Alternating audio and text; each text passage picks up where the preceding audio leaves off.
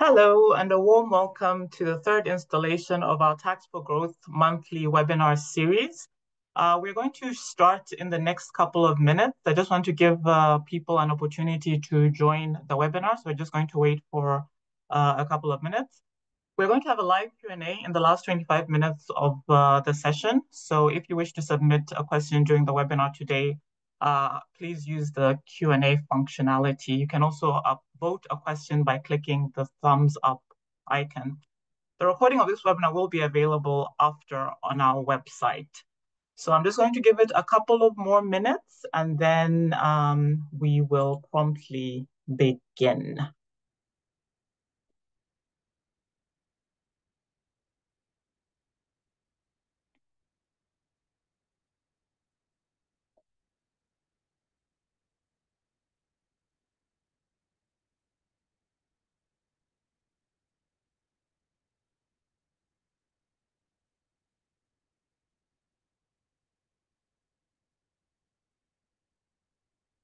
All right, I think we're going to get started. I just want to begin again by welcoming everybody to today's webinar, which is hosted by the Tax for Growth program, which is an initiative of the IGC. This webinar is part of our webinar seminar series, Tax Talks, Seminars with Substance. My name is Tuivwe Siwale, and it's my pleasure to moderate this timely discussion, which we have titled Self-Sufficient Nations, the Opportunities and Challenges of Domestic Revenue Mobilization in a Changing World. We are fortunate to be joined by an excellent panel of experts who will bring academic insight, field experience, and policymaker know-how to this discussion. I will begin by just giving a brief introduction of our speakers. Firstly, we are joined by Professor Anders Jensen, who is an economist at Harvard University, whose research explores public finance, taxation, and state capacity. His work offers fresh insights into how and why people comply with tax systems. He is also the lead academic of the Tax for Growth initiatives here at the IGC. We're also joined by Dr. Kathy Crum, who is the IGC Country Director for the Ethiopia program. She has also previously worked at the World Bank, where she managed the Economic and Poverty Reduction Program for East Africa and the Horn of Africa, and headed the economic unit in China, among many, many other assignments. She brings both a donor perspective and deep experience with country-led reforms. Last but not least, I am pleased that we are joined by Dr. Francis Amakwa Puku, who is the head of research at the Revenue Policy Division of the Ministry of Finance in Ghana. He has been instrumental in some of the tax policy reforms in Ghana, and he brings on board practical experience in tax policy formulation. So I'd just like to once again welcome our panelists. We're really pleased that they could join us and make the time for this very, very important discussion. Now, before we begin the panel discussion, I just want to run us through some housekeeping rules. If anyone would like to act as a live participant, as in if you would like to have access to mic and video during the interactive Q&A session, please virtually raise your hand and we'll randomly select a few of you to join the discussion. For other participants who do not wish to go live on camera, please feel free to type any questions you have in the Q&A box at the bottom of your screens. We would like to encourage you to submit your questions at any point during the discussion. It could be great if you could include your name and your organization or affiliation so that we can refer to you by name. And for others, if you like a particular question, please feel free to click the thumbs up button icon on that question, and that will raise the profile of the question and increase the likelihood of it being addressed first. I'd just like to note that we're recording all of our sessions, and these recordings will be available on the IGC website. Finally, I'd just like to point out that we will have a brief survey immediately following today's lecture, so do please take a minute to fill it out, as your feedback is extremely important to us and it helps us to make our webinars better. Right. Without much ado, I just want to begin with a little bit of scene setting. There has been a shift in development priorities globally, and traditional aid flows have become less predictable. Countries, especially developing countries, are increasingly looking inward to finance their own development. Now, domestic revenue mobilization, or DRM, is now seen not only as a technical goal, but as a core pillar of sovereignty, stability, and state capacity. In today's webinar, I want to explore the potential and the pitfalls of this shift across several dimensions. We want to look at tax reform and administrative innovation. We want to discuss issues of equity and public trust, and also just the realities of what it would mean for a country to reduce its dependency on aid. Now, I just want to quickly share with you just two graphs that sort of illustrate which are sort of a visual picture of our discussion today. So the first graph, which I hope you can see on your screen, is the proportion of tax that countries are able to collect. And what we have on so the bluer the shade of blue, or the darker the shade of blue, the more revenue a country is able to bring in, and the less light, the less revenue that they bring in. Most sub-Saharan African countries and South Asian countries collect between 10 and 20% of GDP in terms of revenue. And this falls far below the 30 to 35% that is needed to comfortably support public goods and services and provide the types of social services that would spur on economic growth. The second graph or map I want to show you is of ODA, or Official Development Assistance, or foreign aid received by countries across the globe. Again, the darker the shade of blue, the more aid that country receives. And you find that, again, countries in sub-Saharan Africa and Southeast Asia receive a greater proportion of aid. Now, it's not always a one-to-one mapping. There are some countries which have high tax capacity, such as South Africa, which also receive a substantial amount of aid, and the other countries who have lower tax capacity who don't receive as much aid.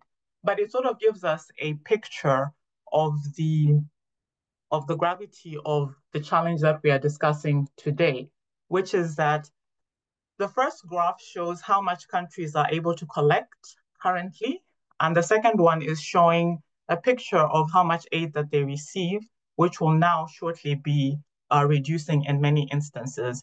And the question now, which I'll be putting to my fellow panelists, is what do we do? How do we address what will appear to be a growing gap? So I'm going to begin with just the first question, which I'll direct to all of our panelists. And I think I'm going to start it off with Kathy, which is, what does domestic revenue mobilization mean in today's global context, especially for low and middle income countries who are seeking fiscal independence? So Kathy, I'll start with you, then I'll go on to Francis and then to Anders. Thanks to Ivwe and the team for organizing this timely webinar, and also thanks to those of you taking time to participate. As Ivwe mentioned, there is this recognition of the importance of domestic resource mobilization. This was the focus of the Third International Conference on Financing for Development, both the importance of DRM, but also the complementary donor support for strengthening the tax systems. And in follow-up, the ADIS tax initiative has brought together, in fact, 75 partner countries, development partners, and supporting institutions to support this vision. There's the next one coming up in September to take this further. Now, as Ivwe mentioned, there's the importance of financing development and strengthening the ownership of public policies, and most important, recognized as this counterbalance to the uncertainties and shocks that periodically complicate access to donor financing, which Ivwe mentioned, but also disrupt private international financial flows. And we'll be discussing this further below. Now, donor priorities have also been evolving with this shift in developing countries, moving from narrow technical interventions towards system-wide support, digitalization, capacity building, governance, incentive reforms, plus, in an international context, fighting illicit financial flows in international tax cooperation, which isn't really on the DRM side, but it strongly complements. Now, Ethiopia, where I have the honor of being the country director for IGC at the moment, represents an example of these shifts. So let me just give a little more flavor. For Ethiopia, despite registering impressive growth in the previous decades, tax collection capacity has not kept pace. And Ethiopia had registered one of the lowest tax to GDP ratios in the world. And starting from 2009, DRM was put at the heart of the reform program. And there was a coordinated tax policy and administrative measures to widen the base, digitalize, reduce evasion, etc. And then just this last year, as part of a comprehensive macro reform program, the government set a very ambitious goal of increasing the tax to GDP ratio by 4 percentage points. Again, let me just quickly give a sense of the additional reforms that are now part of this medium-term revenue strategy. This is property tax, motor vehicle circulation tax, minimum alternative tax, further VAT reform, including extending VAT to the digital sector, utilities and fuel, and expanding exemptions on basic goods. We're going to be discussing the equity issues a little later too. Also further excise tax reform. And again, several of these are already underway. And again, the donor community has a wide-ranging support program focused on these systems. Thanks, Rivwe. I hope that wasn't too much of a comment. No. That was excellent, Kathy. I think you've kind of already began to highlight just how much of a priority this is for the example that you gave in Ethiopia. I like that you mentioned the aim or the goal of increasing tax GDP by 4% and all the various reforms that Ethiopia is thinking about. And as you said, we're going to dig in into the details of that as we go along. I will quickly turn to Francis now. Francis, we've just heard about some of the examples from the Ethiopia case. I guess I'd like to hear from you what domestic revenue mobilization means in today's global context. And maybe you could, again, while you're discussing that, tell us where Ghana is in terms of its economic story and what some of the challenges are in the current climate. All right, great to be here, and thanks for inviting me to this panel. First of all, I would like to say that this issue is not it's a reality. It's a reality, and we have to find a way to finance our public projects ourselves. And for me, or for us in Ghana, when we talk of DRM, we basically mean being able to generate financial needs locally through taxation and also investments, so that we can able to finance our public projects. And by saying that we need to do it in a sustainable way, we need to be fair and transparent. And of course, you also have to be efficient in generating this income. In the case of Ghana, we've recognized that official development assistance has declined drastically. And the recent peak we saw was in 2020. And this spike was due to COVID-related inflows. And we received an amount of around $2.2 billion in 2020. And just immediately after that, in 2021, they started declining. And in 2021, we had just about $1 billion. And at that same period, we also have public debt rising to the point we had in 2019 we had public debt of 63%, and it rose up to 97% in 2022. So it was really high, and to the point that we have to embark on reforms to tackle our public debt. So we had to do something we call domestic debt exchange program. So we have to renegotiate some of our public debts. We have to give people some reduced rates, extend the date of payment. And now, as far back as 2023, it has declined from 92% in 2022 to 2023. Now we have a public debt as high as 82.9%, even with the debt retraction program that we have embarked on.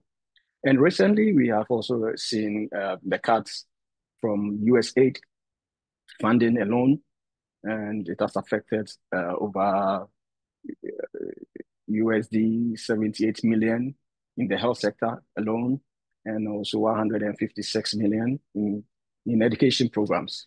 And this is a real issue that we need to tackle. So we have put in some measures that we want to embark on to improve our domestic resource mobilization. So we introduced some short-term measures like taxes on some items that we import. We also introduces some electronic transfer levy, which was really unpopular, just to make up for the shortfall. So we have to introduce some tax measures to improve our tax revenue. And one other thing that we also embarked on was intensify how we tackle illicit financial flows, which are mainly from mispricing and transfer pricing issues that we have also done. So in a nutshell, these are some of the measures we put in place to address the shortfall from these domestic from ODA. So I'll dwell on further in the subsequent discussion. Thank you. Thank you so much, Francis, for outlining all those various measures that you are taking in Ghana and just sort of giving us those practical examples. And I think this kind of ties in well to the next question, which I'm going to direct at Anders. Francis and both Kathy and Francis mentioned some of the things that countries are trying to do to increase DRM. From your research, what have been the most important factors in building tax capacity for countries? So what are the things that countries really need to sort of focus on? Thanks for that question, Tawir, and thanks to Francis and Katie for those great opening comments. I'm very happy to be here, and I'm very happy to share some of the research that we've been compiling and synthesizing at the Tax for Growth initiative. Specifically to answer two of his questions, I'm going to shamelessly refer to the VoxDev literature review that the Tax for Growth initiative helped put together just a couple of months ago. We could maybe put the link in the chat, or we could maybe share it with the attending audience afterwards. But I think what came out of that literature review, which was more or less an attempt to try to answer three of his questions by going through the evidence from around the world to understand what are the factors that allow countries to build tax capacity. I think there are sort of three important domains or three important dimensions of tax capacity that really stood out in low and middle income countries. They relate to effective taxation around enforcement as a first theme. And the second theme is around administrative reforms and communication. And the third theme is around equity that I'll touch upon very briefly because I know we're going to come back to that later. So let me just quickly summarize some of the key insights from this literature review in terms of what are these sort of evidence-based policies that can help improve tax capacity. And I think in the domain of effective taxation and enforcement, one clear message that stands out from the literature around the world is that the existence of third-party reporting, whereby a particular institution reports on the activities of another actor, such as a firm or maybe a self-employed individual or a household, can really quite dramatically help improve enforcement by creating this paper trail that the tax authority can use to leverage enforcement. But it's also important to note that there are limitations to the extent to which third-party information can really have a big impact. And these include the fact that the paper trail breaks down at the final stage of the production process where firms are selling to individual consumers.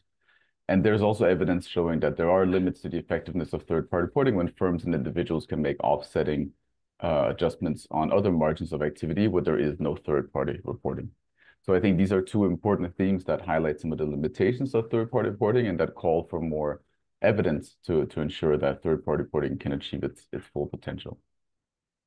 I think another insight from this first area of tax enforcement and effective taxation is that there's really a very interesting and important question that requires data and evidence, which is to balance between what we think of as statutory reforms, so such as increasing a marginal tax rate on top income earners, and another type of enforcement, which would be to directly invest in the administrative capacity to enforce taxes. And there's some recent evidence from a couple of countries showing that actually a promising avenue for effective taxation lies within the tax administration itself, and we can do a lot more in terms of raising taxes by improving the effective administration rather than sort of solely focusing on statutory reforms. The second area that I wanted to mention a little bit of evidence from is in the area of administrative reforms and communication. I think here a critical area of focus is personnel, the actual people who are in charge and who are sitting inside the tax authority. And so thinking about how to rationalize and professionalize personnel remains kind of very important. It's important to think about how to optimize the staff to taxpayer ratio, which are the specific areas of the tax authority where we want to allocate more staff, maybe to larger firms or to higher income or high net worth individuals. And also thinking about recruitment practices. How can we enhance recruitment practices to ensure that tax authorities are attracting and retaining the sort of high caliber personnel that are required to deliver the most effective implementation of policies. In the area of communication, beyond merely conveying tax liabilities, I think there's an important role to be played by transparent and clear communication, because it can really help shape taxpayers' perceptions of the state more generally. Because not only can a tax authority provide information on tax liabilities through this communication, if this communication is well thought through, the tax authority can also influence taxpayers' beliefs about the state's ability to detect non-compliance, its commitment to investing tax revenues in public goods rather than rent seeking, and just the overall fairness of the tax burden distribution more generally. And these perceptions, some work around the world shows, are in turn quite important and can positively impact taxpayers' compliance, but also their engagement with the state more broadly. And just finally, in the domain of equity, I know we'll come back to that later in the discussion. I just wanted to highlight how it's important, of course, to build a progressive tax system that reflects citizens' preferences for redistribution. There's some very nice, at this point, global evidence from countries around the world suggesting that what preferences for redistribution are not necessarily uniform around the world. So it's important to think about how these preferences vary across settings. And on the more sort of evidence and research side, one important thing I'll highlight is that it's important to build evidence on what is the sort of actual effective distributional burden of taxes. There are many reasons why that distribution of effective tax rates across firms or across households may be quite different from the sort of official statutory tax schedule. And so thinking about ways in which we see these deviations and why these deviations occur, I think it's very important to sort of actually have a detailed understanding of the practical equity distribution of taxation. So I'll leave it at that. I'll back to you to have it to develop these points more. Yeah, no, thank you so much, Anders, for raising across those various dimensions some of the actual on the ground evidence of what works and where countries should sort of focus some of their energies. I want to quickly move on to our next segment, which is really about how countries are responding and adapting to these new changes. I think one of the central themes of this webinar is that there is a changing global aid landscape. The US has restructured its foreign aid budget and as has the UK, which is also reducing ODA, and other donor countries have also indicated that they would be cutting back. And the question now is how do countries reimagine their development financing strategies, and can domestic revenue mobilization realistically fill this gap? So I think I'm going to go back to Kathy again. I think you already began to mention to us some of the ways in which Ethiopia is seeking to increase tax to GDP ratio by about 4%, which is trying to fill that gap. I'd just like to find out from you, how have you seen donor flows impact national planning? And how disruptive have these cuts been? And what are some of maybe you can give us a little more detail about some of the ways in which the Ethiopian government is adapting to these changes and is trying to fill the gap. And also maybe you can also comment on your thoughts of how realistic some of these reforms are given your wider experience. Sorry, that's a mismatch of questions. Well, maybe because of my age, the first comment I want to make is that disruptions and or serious reductions in donor flows sort of are not a new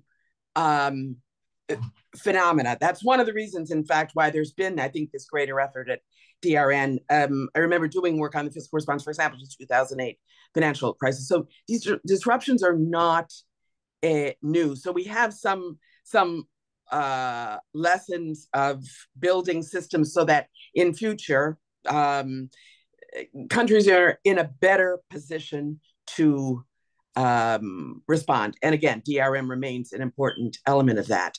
But having said that, the recent developing countries and those who care about development are obviously rightly concerned about, now this is on the aid side, both the suddenness in the case of the USA AID movements, as well as the longer term fiscal pressures, which Twivwe alluded to, which may well reduce the appetite to continue aid flows.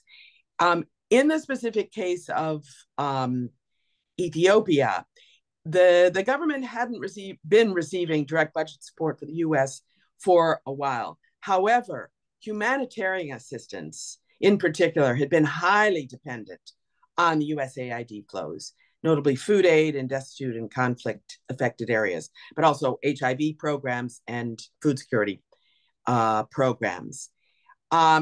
Again, in the case of Ethiopia, much of that USAID money was channeled through NGOs. And this freeze apparently has left 85% of Ethiopian nonprofits crippled in the short term. Fortunately, partly in response to huge humanitarian needs from the Ethiopian civil conflicts and natural disasters over the last couple of years, the government had established a disaster risk response fund. And this will now be well positioned to help with some of this shock. The bill includes, among other sources, that this fund will be funded by monthly salary deductions from both private and public sector employees. Of course, there has been some pushback from some of the labor organizations on this, but just to mention, this has been a response to especially some of the immediate cuts.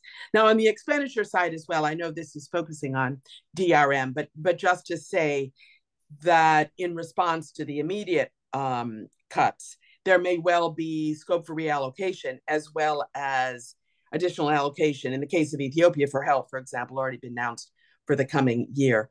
But short-term disruption and negative impact is inevitable.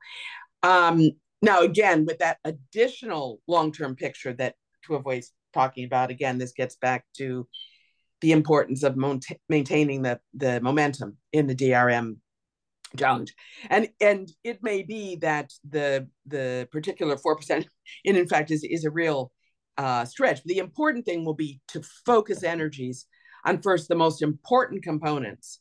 And again, Anders mentioned, for example, making sure staff is allocated to where you can get some of the biggest bang for the buck and the revenue enhancement strategy, as well as, while focusing on the short term, building that administrative data and institutional capacity to underpin sustained revenue performance into the future.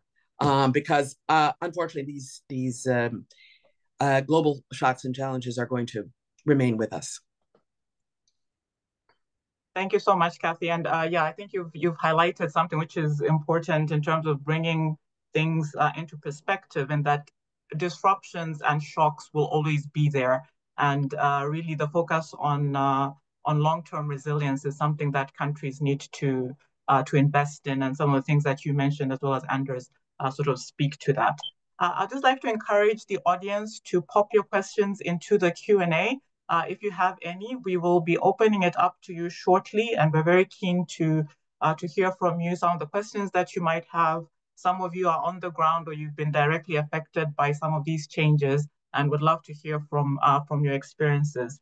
I'm going to now go to Francis with the next question, which sort of builds on what both Anders and Kathy have spoken about, which is what kind of international cooperation or technical support would help your country remain resilient in this new changing landscape? I mean, there's a narrative of it's unpredictable, there's uncertainty, but what type of support actually matters for the long run, or would countries like Ghana actually appreciate from partners?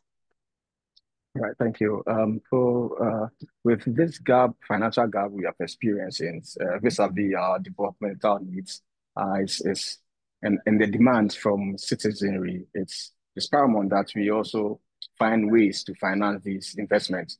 And one of the ways we have tried to resolve this financial gap is to find other new development partners like China and South Korea to help us with these financial gap that the traditional donor partners have gap that we find ourselves. And as we speak, China is the largest bilateral creditor to Ghana, and we are talking about over 1.9 billion US dollars alone from China.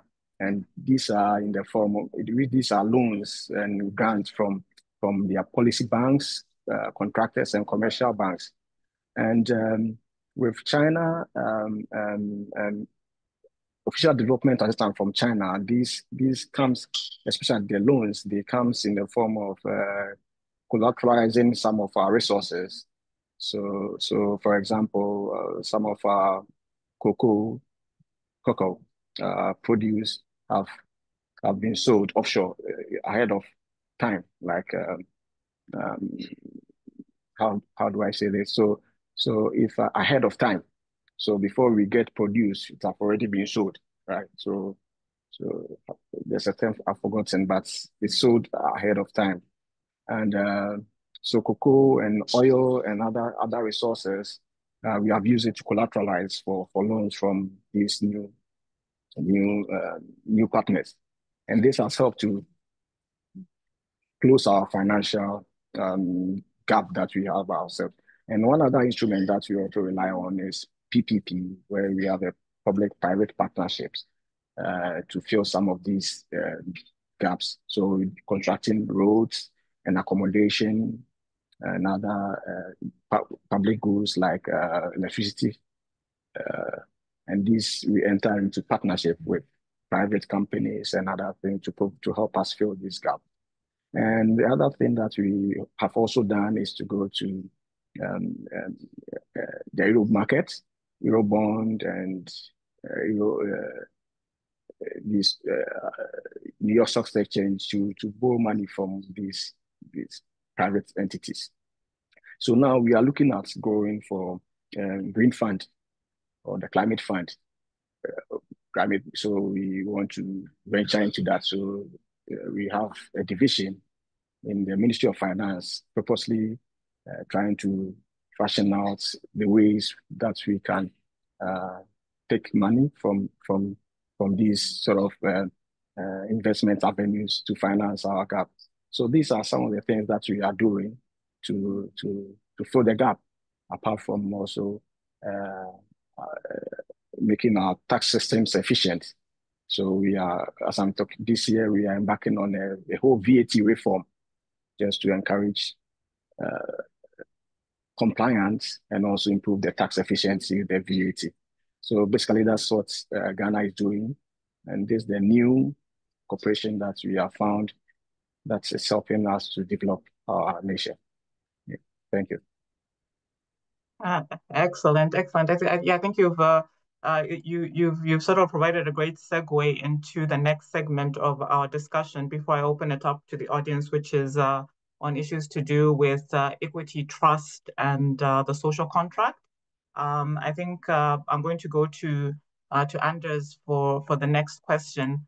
Francis kind of mentioned some of the alternative strategies that Ghana is looking at, including finding new partners and including using other instruments of finance, such as debt instruments.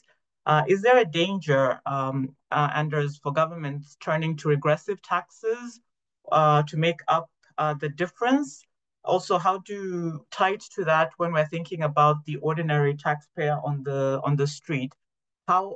What are some of the strategies that governments can use to build compliance without using using force? Is there anything from the literature that we can pick up on? Thanks, Tui. Those are two great questions. I think to let me try to answer them in turn. I think there is a danger, and I think it's a good way of putting it, that there is truly such a thing as a danger of governments kind of rushing into certain types of tax instruments that are less desirable. And of course, all of this is much easier said than done. I'm a researcher sitting behind a desk. I'm not the one who's in charge of having to actually manage the kind of the budget pressure on the spot. But it is true that I think the recent trends in a lot of countries in Africa and elsewhere suggest that it is unfortunately the case that some of the sources of taxation, some of the new sources of taxation that are easiest to leverage, so to speak, from an administrative point of view, in the sense that a lot of the pre-existing data required to levy such taxes already exist. It's unfortunately the case that a lot of these easier sources of taxation are also more likely to be regressive. I think the taxes on mobile money payments, electronic transfer levies are very good examples of taxes that have come online, so to speak, that have become relevant for tax authorities in the most recent period. It's in part helped by the sort of broader digitization that is underlying a lot of changes in a lot of economies around the world.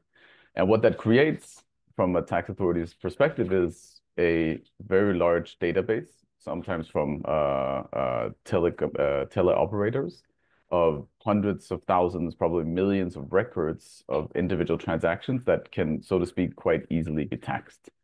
The issue is that those sources of taxation, because they are effectively a type of a taxation on consumption, they're very likely to be regressive because individuals with less overall income are likely to consume more as a share of their income. So even a uniform tax on mobile levies would end up being regressive because poor people just consume more out of their income.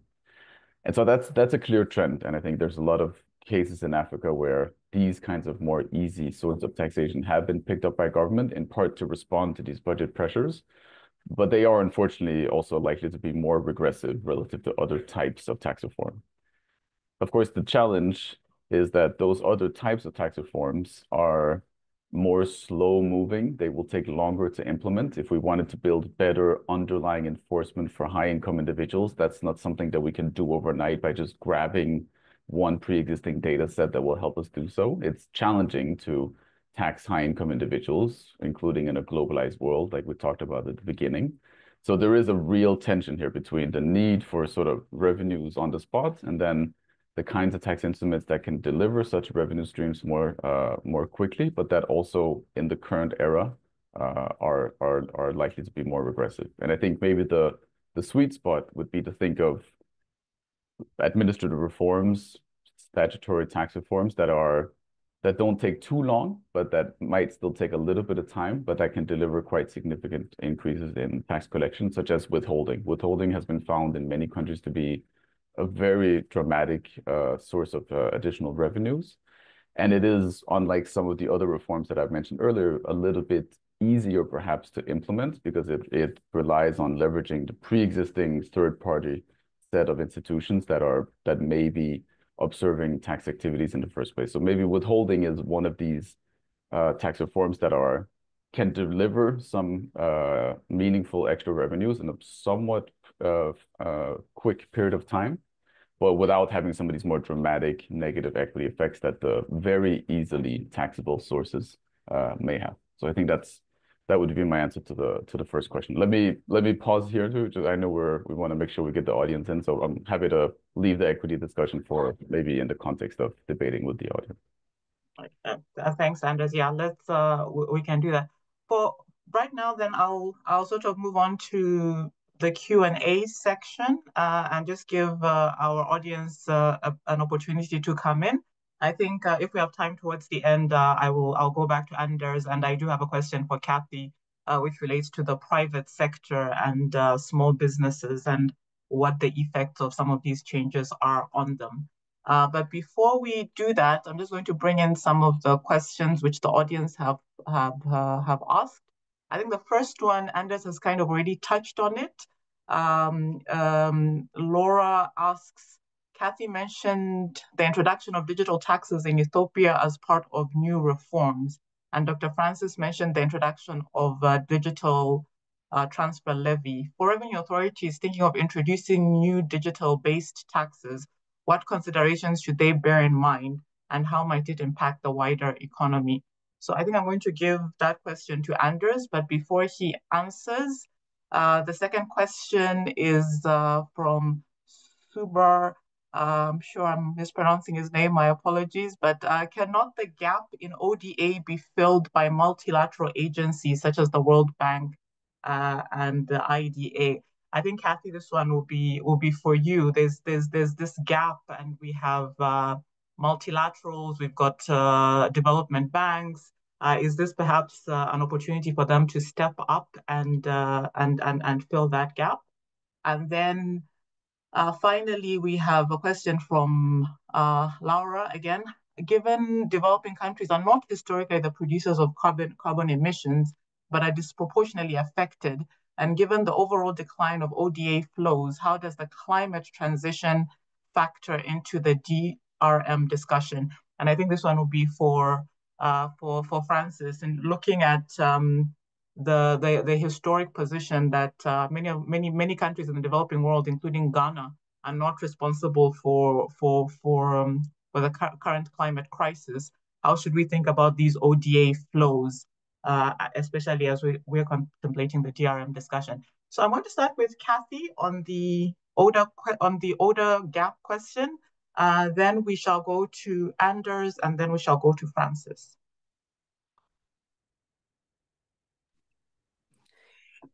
Thanks. I think Super's making an important point that certainly the multilateral agencies are there. You may have read in the news that IDA, which is the concessional wing, was very successful in its recent pledging from other countries. And of course, there's a lot of talk, including at the annual meetings, about how can the bank and fund better leverage the existing capital they have. But again, I mean, it relates a bit also to Laura's point. There also is all the climate change going on. So we both have an existing gap, and that's going to be compounded as the effects of climate change flow through to many of these affected countries. So yes, for sure, there can be some. I think also Francis made it an important thing that expanding the number of countries that participate in the financing, whether from the Middle East or China and what have you, and again on PPP and the private sector side. But I think the pressures are significant enough that there is no way that DRM is going to have to play an important role here as well going forward. Thank you for that, Kathy. I'm going to go to, I think I said Anders, and then Francis will come in after. Thanks, too. So the question assigned to me was around digital taxation, right? Yes, I think a lot of countries are coming up with innovative ways of raising revenue, and some of those are very digitally focused. So looking at e-levies and how are we to think about that? Yeah, no, thanks. No, it's a obviously a great question, a very important question, given that there are so many dimensions of digitalization that are underway and that might come online in the near future in many countries. So I think I'd mention a couple of things that I think have appeared in reforms around the world, and that some evidence has started to shed a little bit of light on. The first is the point that I made earlier, which is that some of these sources of taxation that are based on digital transactions may look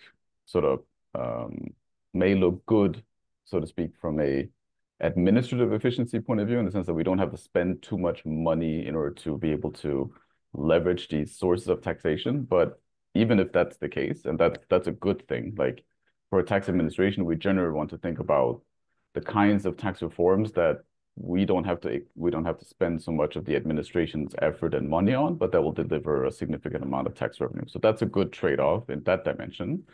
But like with most things in life, there's no free lunch. So if that's a dimension that's positive, the dimension that could be more negative is on the sort of equity side. And of course, the third main criteria that we think about in a tax system is efficiency cost. To what extent are tax instruments distorting the choices that firms and citizens make? And for something like digital taxes on mobile money payments or digital transfers, it's crucial to consider that maybe a large number of people, and these may be people that are perhaps less well off in the income distribution, now that the government chooses to levy taxes on these digital transfers, they may think about either scaling down the amount of transfers that they share within the family or with business partners or to make transactions. And that's a very real economic cost of levying such a tax. And it might also mean that some households are just altogether going to exit, so to speak, this digital financial system. And of course, that you can think of the number of ways in which that also negatively impacts society. So that's sort of one thing I would keep in mind for sure. I think the other thing that I would like to highlight, and Francis is from Ghana, so let's kind of bring Ghana into the spotlight a little bit more. So one thing that Ghana has been incredibly impressive at doing is to try to build a digital system that essentially merges many different types of administrative data sets, not only directly related to the tax authority, but also related to other types of government activities. So Ghana's digital ID cards, which are biometrically authenticated, there's been a very large push recently in Ghana to basically try to merge that, for example, with the taxpayer registry. And there's some ongoing work suggesting that in a very first step of getting that merge, you can be very successful. There are millions, so to speak, of new taxpayers who overnight became visible to the Ghana Revenue Authority from doing this merge with the Ghana ID card. But the question is, where do we go from there? Like if the additional information that we have on these citizens is that they have a name and they physically exist because they have a Ghana ID card, if you put yourself in the shoes of someone who works at the Ghana Revenue Authority who has to levy a personal income tax or corporate income tax or value-added tax, that extra information per se is not necessarily immensely helpful in order to go out after this individual and say, hey, here are the paper trails that I have, which suggest that you're not paying the income tax to a large extent. So I think we need to think a lot about not only broadening the tax base in the sense of adding millions of entries into a tax registry based on digital source of information. That's a good first step, but we need to very quickly move on to the next step, which is to ask, what can we do? What can we actually do with all of this extra digital information? And I would like to sort of caution that we may not be able to do all that much. I'm not saying that we can't do something, but it may also be the case that this may not be the sort of silver bullet that will unlock, like a doubling of the effective tax base in a country like Ghana or other countries in the region. So there's a couple of like easy truths that relate to digitalization that I think some policymakers are willing to kind of, latch themselves onto because it sounds good to talk about these efforts to integrate digitalization into taxation. But I think we should kind of carefully consider that there could be some upside, but it may not be in the long run the largest upside relative to other types of reform that, again, are a little bit more slow moving, but that may ultimately, in the long run, have much larger actual effects on both tax collection and on equity. Great. Thank you so much for that, Anders. I think I'm going to give Francis a chance to sort of respond to some of the exciting reforms that Ghana is doing on the digital ID side before he answers his question on climate change. And then I believe that Shogoto would like to also comment on the issue of the digital levies. But let me go to Francis first, and then Shogoto will join live to address the issue of digital levies. So over to you, Francis. Right, thank you. And first of all, I would like to say, as you said, I would like to address some of the issues that were raised before I go to my main question. And the first point I want to talk about is the e-levy that we had in the system. I I have to say that currently we have abolished that tax because of some of the reasons that Andreas have raised, because it's more regressive, and it's also had a backlash from the public. So we have withdrawn that e-levy. So now you can do electronic transfer and you will not pay anything taxes on it. And when you talk about being regressive in the electronic taxes that we had previously, there was an exemption that to cater for the regressivity of it, and that was that you need to send more than 100 Ghana cedis, which is more or less like currently around um, let's say $5, around $8 to $10 a day before you get to pay that, just to make sure that the poor is not affected that much. So in a day you have a limit, that's a threshold that you need to go beyond before the e-levy kicks in. But now we have abolished it, so we don't have to worry ourselves that much. And about the another issue that Andreas raised about linking our ID to our tax authority information. We've done that, so we had a lot of taxpayers in our database, and now we need to identify the income, right?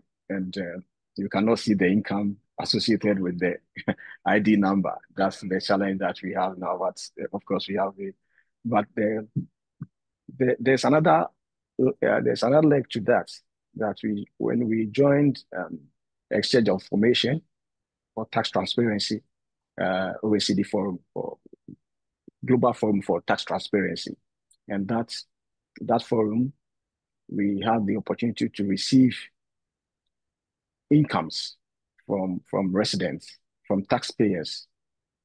I mean, resident people in Ghana who have income abroad. So we get this information, and this information is detailed enough that we can follow up on these people to ask them to pay. Because in our tax laws, if you are a tax resident in our country, you need to pay taxes on all your income, so worldwide income. And we are making a lot of revenue from that. So, and it's helping the economy. So that's aside, I may now move to my substantive issue about how we integrate how we integrate climate change in our domestic resource mobilization. And this is one of the things on our table, how we to introduce a carbon tax, something like a carbon tax. So when you produce more carbon, you emit more carbon, we put a tax on you. This on our table that we are trying to discuss to find out how to domesticate it, how to make sure that our systems are different from the European or the developed country system. So we need to, and of course, we also have to balance that with our developmental needs. We have a lot of development, but if you want to, this sort of developmental needs also require some amount of carbon emission. So, but we are also mindful that we find a nice balance way to achieve our development and in a sustainable way. And this we also consider that's one too. And I think it's a very important point that Laura want to draw our attention, and I appreciate that. And these are things we consider when we are formulating our policies to make sure that we it's sustainable, and we don't, because at the end of the day we are made worse off with climate change. We are the people who suffer a lot when there's a climate change, and so we are mindful about that. And even in our current import tariffs, when you import a car that emits have a higher horsepower that emits more, your tax rates are higher than those cars with less capacity. So we are on that trajectory, and hopefully we will amplify it and make it more punitive so that we become more sustainable. Thank you. Wait, could I come in quickly here just to build on what Francis just said? Go for it. All right. Yeah, of course, Francis mentioned the carbon tax, but as Laura pointed out, many of these countries aren't the ones producing the carbon. So the big potential additional financing is getting credit for when carbon isn't being put, whether through forests or other things. And here, again, it's outside the scope of this particular discussion, but it does highlight the importance of trying to get a better handle on the private carbon markets, for example, that had a collapse, and what can be done to get better credibility in the private carbon markets so the large international private players will again begin buying carbon credits from developing countries. There, of course, are also the climate funds that are out there from other countries of the world. But again, same concerns with the fiscal pressures that, yeah, the promise that had been made haven't yet been fulfilled. That's why some focus on the private carbon markets as a source, I think, is needed. Thanks. No, that's great, Kathy. I think we need to really put all options on the table, and that's certainly one which is worth exploring. Francis, I'm afraid I'm going to come back to you just very shortly. We have another question which is sort of directed towards you and just building on something you mentioned earlier. And this is coming from Fabrizio from the International Center for Tax and Development. He says the e-levy was removed in March.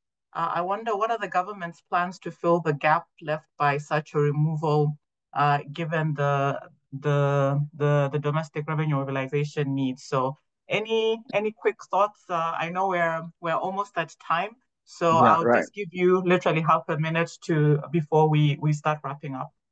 Right. Yeah, that's a good question. Then we had some tax measures that had sunset clauses.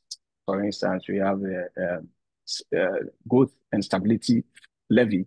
It was a temporal tax measure, but that was supposed to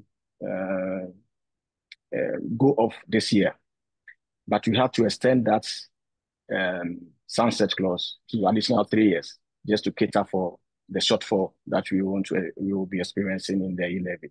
So that's one of the ways we try to make up for the tax gap that because of we are taking off e-levy.